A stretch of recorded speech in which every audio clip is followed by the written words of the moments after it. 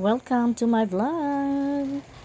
Ayan guys, paano alisin ang watermark sa video na galing sa TikTok? Ito lang po tayo sa TikTok. Hanap lang po tayo ng video natin na gusto nating i-upload. Ayan, so nakita ko po guys, ayan, yung sa tubig. So ayan guys, ayan po siya. Then pindutin po natin yung tatlong dots. Then pindutin natin yung copy link. Then, balik po tayo sa Google. Hanapin po natin ang TikTok downloader without watermarks. So, ayan guys. Type lang po tayo. Ayan. TikTok downloader without watermark. Pindutin po natin. Ayan. Then, pindutin natin yung nasa unahan. Yan po kasi yung ginagamit ko. Ayan po. Then, i-copy paste lang po natin dito yung kinopy link po natin sa ating TikTok account. Ayan. Then download. Ayan guys. A-appear na po yan. Makikita nyo. Pindutin lang po yung download.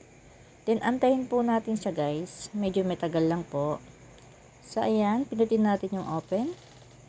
So ayan guys. Makikita natin ng ating video ay wala na pong watermarks ng TikTok. Ayan.